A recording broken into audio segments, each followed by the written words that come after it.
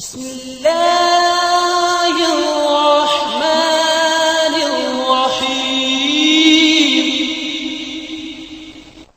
الرحمن الرحيم الحمد لله رب العالمين وصلى الله وسلم وبارك على عبده ورسوله محمد وعلى آله وصحبه أجمعين وعلى من تبعهم بإحسان إلى يوم الدين. أما بعد، حافظ ابن حجر رحمۃ اللہ علیہ نے بلوغ المرام کتاب الجامع ادب کے بیان میں پہلی حدیث نقل کی. ابو ہریرہ رضی اللہ تعالیٰ عنہ کہتے ہیں نبی اکرم صلی اللہ علیہ وسلم نے فرمایا حق المسلم علی المسلم ست اذا لقیتہ فسلم علیہ واذا دعاک فاجبہ واذا استنصحک فانصحہ واذا عطس فحمد اللہ فشمته واذا مرض فعوده واذا مات فاتبعه رواہ مسلم. ابو ہریرہ رضی اللہ تعالیٰ عنہ کہتے ہیں اللہ کے نبی نے فرمایا علیہ الصلوۃ والسلام ہر مسلمان کے دوسرے مسلمان پر 6 حق ہیں. پہلا حق جب ملاقات کرے تو سلام کرے، دوسرا حق جب وہ دعوت دے تو قبول کرے، تیسرا حق جب وہ رہنمائی طلب کرے تو صحیح رہنمائی کرے.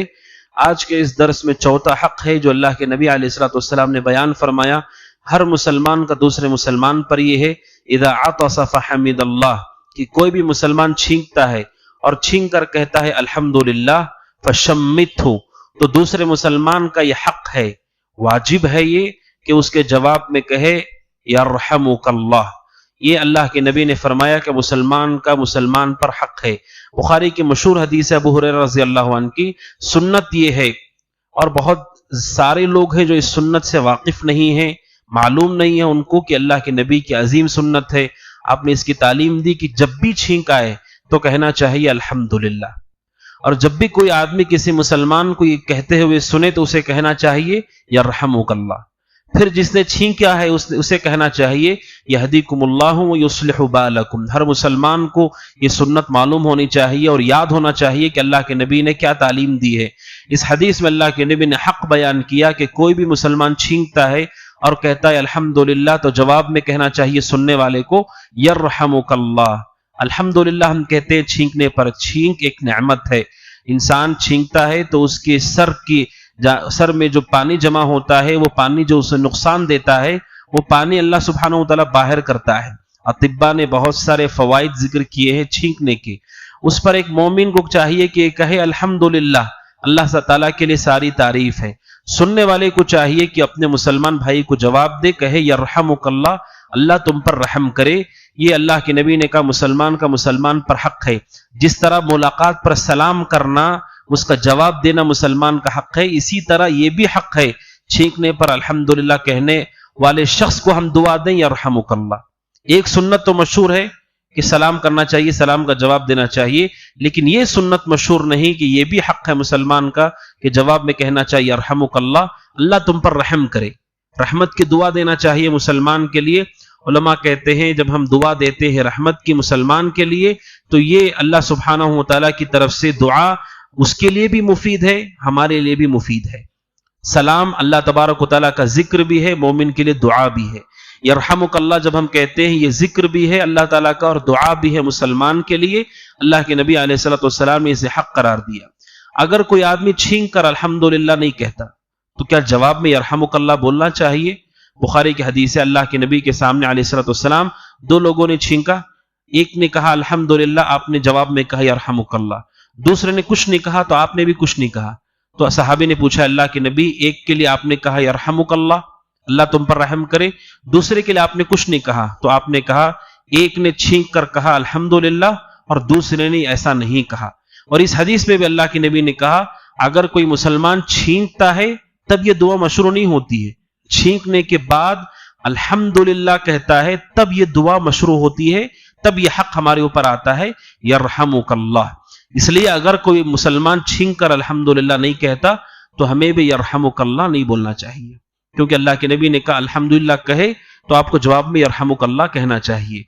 لیکن سوال یہ ہے کہ اگر کوئی چھینک کر الحمدللہ نہیں کہتا تو کیا اسے وہاں پر یاد دلانا چاہیے کہ آپ کو چھینک کر الحمدللہ بولنا چاہیے؟ کیا تعلیم دینا چاہیے اس جگہ پر؟ علماء کا اختلاف ہے. بعض علماء کہتے ہیں اگر کوئی چھینک کر کچھ نہیں کہتا ہے تو وہاں پر اسے کوئی نصیحت نہیں کرنا چاہیے.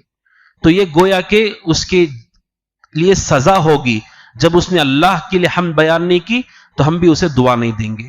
اس نے الحمدللہ نہیں کہا تو ہم اسے دعا نہیں دیں گے. بعض علماء نے یہ کہا. بعض علماء نے کہا کہ نہیں، اگر کوئی آدمی الحمدللہ نہیں کہتا ہے، اسے نہیں معلوم ہے، تو سکھا دینا چاہیے. دو ثواب ملیں گے، ایک تعلیم کا ثواب ملے گا، دوسرا یرحمک اللہ کہنے کی سنت پر عمل کرنے کا ثواب ملے گا. علماء نے اختلاف کیا ہے اس مسئلے میں، دو اقوال ہیں علماء کے. شیخ عثیمین رحمۃ اللہ علیہ کہتے ہیں ہمیں دیکھنا چاہیے، جو شخص ہمیں نظر آئے، ہمیں اندازہ ہو کہ اسے معلوم ہی نہیں ہے کہ الحمدللہ بولنا چاہیے، تو وہاں تو چاہیے کہ ہم اسے سکھائیں اور کہیں چھینکنے کے بعد الحمدللہ کہو. لیکن آپ کو دیکھ کر لگتا ہے کہ اس کے پاس علم ہے، اس نے غفلت کی وجہ سے اللہ سبحانہ و تعالیٰ کی تعریف نہیں کی ہے، حمد بیان نہیں کی ہے، تو وہاں پر اسے یاد نہیں دلانے کی ضرورت ہے، نہ تعلیم دینے کی ضرورت ہے. کیوں؟ کیونکہ اللہ کے نبی نے بھی ایسا نہیں کیا ہے. بخاری کی حدیث آپ نے سنی، ایک صحابی نے چھینک ماری، الحمدللہ نہیں کہا، تو آپ نے کچھ نہیں کہا ان کو، کچھ تعلیم آپ نے ان کو نہیں دی. تو اس سے پتہ چلتا ہے اگر کوئی آدمی بھول جاتا ہے، غفلت کی وجہ سے ہے، تو بعض علماء نے کہا اسے یاد نہیں دلانا چاہیے. اس نے اللہ کو یاد نہیں کیا تو ہم بھی اسے دعا نہیں دیں گے اس جگہ پر. ایک مسئلہ یہ ہو گیا. اور دوسرا مسئلہ یہ ہے کہ چھینکنے کا ادب اللہ کے نبی علیہ السلام کا کیا تھا. ابو داؤد کی حدیث ہے، اللہ کے نبی صلی اللہ علیہ وسلم جب چھینکتے تو آپ اپنا چہرہ چھپا لیتے تھے، ہاتھ سے یا کپڑے سے. اس سے کیا ہوگا کہ آدمی کی وجہ سے دوسرے کو اذیت نہیں ہوگی جو اس کے آس پاس ہوں گے. ہاتھ سے یا کپڑے سے اللہ کے نبی اپنا چہرہ چھپا لیتے تھے. اپنے خاص طور پر علماء نے کہ کپڑے سے مراد آستین، اس زمانے میں کپڑے ایسے ہوتے تھے اس میں آستین بھی ہوتی تھی. اللہ کے نبی اپنے چہرہ چھپا لیتے تھے تاکہ چھینک کی وجہ سے چھینٹے سامنے والوں تک نہ جائیں جس سے اذیت ہو. اور دوسرا ادب ابو داؤد میں ہے کہ اللہ کے نبی چھینکتے وقت اپنی آواز کو پست رکھتے تھے، زور سے نہیں چھینکتے تھے. علماء کہتے ہیں زور سے چھینکنے میں اپنے جسم کو بھی تکلیف دینا ہے. آدمی جو زور سے چھینکتا ہے آواز کے ساتھ، اس کے جسم میں اذیت محسوس ہوتی ہے اس کو. اس لیے اللہ کے نبی اپنی آواز کو کم کرتے تھے. اور دوسرا اس آواز کی وجہ سے ہمارے ساتھ بیٹھے ہوئے لوگوں کو بھی اذیت ہوگی. اس لیے سنت یہ ہے کہ آدمی جس کو چھینک آ رہی ہو اسے محسوس ہو، اپنے اوپر کوئی کپڑا رکھ لے اور اپنی آواز کو پست رکھے. اور وہیں پر ایک ادب یہ بھی ہے چھینکنے کے حوالے سے، کتنی مرتبہ ہمیں یرحمک اللہ بولنا چاہیے. ایک آدمی نے چھینک ماری الحمدللہ کا، آپ نے کہا یرحمک اللہ. پھر اس نے چھینک ماری الحمدللہ کا، آپ نے کہا یرحمک اللہ. کتنی مرتبہ ایسا کرنا ہوگا؟ ابن ماجہ کی روایت میں ہے کہ 3 مرتبہ ایسا کرنا ہوگا. اس کے بعد کوئی ضرورت نہیں آپ کہیں یرحمک اللہ. ایک آدمی نے اللہ کے نبی کے سامنے چھینک ماری الحمدللہ کہا، آپ نے کہا یرحمک اللہ. پھر اس نے دوسری مرتبہ چھینک ماری کہا الحمدللہ، اللہ کے نبی نے کہا یرحمک اللہ. پھر تیسری مرتبہ بھی ایسے ہی کیا تو اللہ کے نبی نے دعا دی یرحمک اللہ. چوتھی مرتبہ جب اس نے چھینک ماری اور الحمدللہ کہا تو آپ نے یرحمک اللہ نہیں کہا، آپ نے کہا عافاک اللہ.